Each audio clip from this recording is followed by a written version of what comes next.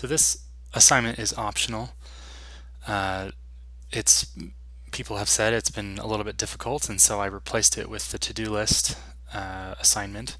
But I still think this one's really great because not only are you learning a cool math concept that's actually used in the real world, Fibonacci numbers, but you're also learning, I think, a little bit better the difference between why you would use a for loop versus a while loop. Because in this assignment you will use both. So the Fibonacci numbers, just to explain what they are, they're just a sequence of numbers that have a certain set of rules that determine what all the numbers are. So it's kind of like it's got an algorithm. So I don't know if that's something we've talked about before, but an algorithm is just a series of logic that defines a certain function. So the way that this Fibonacci sequence works is that you begin with a 0 and a 1. So you've got your current number and your previous number. And when you add those two together, you get your next number. So then if our current number is 1, our previous number is 1, then we add those two together to get 2. Then we add the previous and the current to get 3, and then 5, and then 8, and then 13, and then 21, and so on and so forth.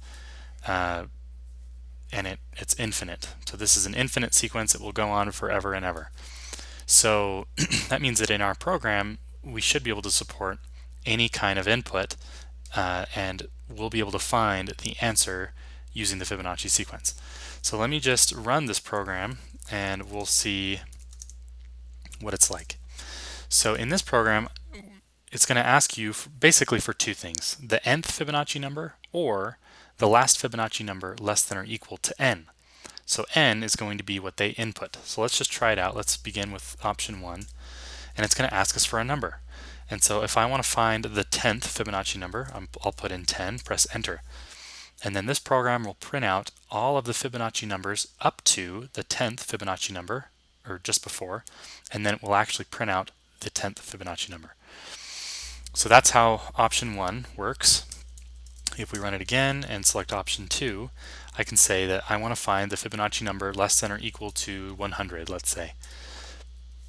And again, it's going to print out all the Fibonacci numbers as it found them until it found the last one less than or equal to the number that they put in. So it's not a really complicated program. I think the hardest part is just understanding what Fibonacci numbers are and how to do them. But once you get that, I think that the program is actually not too bad. So let's open up the Fibonacci code that I give you. So I've tried to provide you with a framework so that you don't have to do all of the getting the answers from the user, all that stuff, which that stuff's not too bad anyway, but the core of the program really is just the Fibonacci sequence part. And like I said before, you're going to have to use a while loop and a for loop. And so one of these will lend itself more to a for loop and the other one will lend itself better to a while loop. So when you're trying to decide which one is which, I want you to think about what the terminating condition is for both. So in the case of the nth Fibonacci number, what is the terminating condition? How do you know when to stop? Is it a number that determines when it stops, or is it a Boolean condition that determines when it stops? Same thing for the second one. Do you have a number that you know to go until, or is it a Boolean condition that determines when it stops? If it's a number, you'll use a for loop. If it's a Boolean condition, you'll use a while loop. So I don't want to give away too much because really once you know that, the whole program is very simple.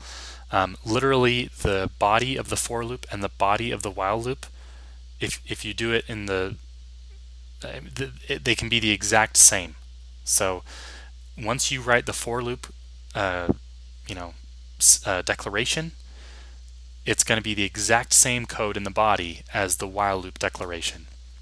So I just want you to think about that. This because the Fibonacci sequence is the same whether you're going for the nth Fibonacci number or if you're going until the last Fibonacci number less than or equal to n. So the Fibonacci sequence doesn't change. It just changes what you're going for. So the reason why I love this program is because it really is so simple once you have the code there, once you've written the code, you'll be like, oh man, that's actually not too bad.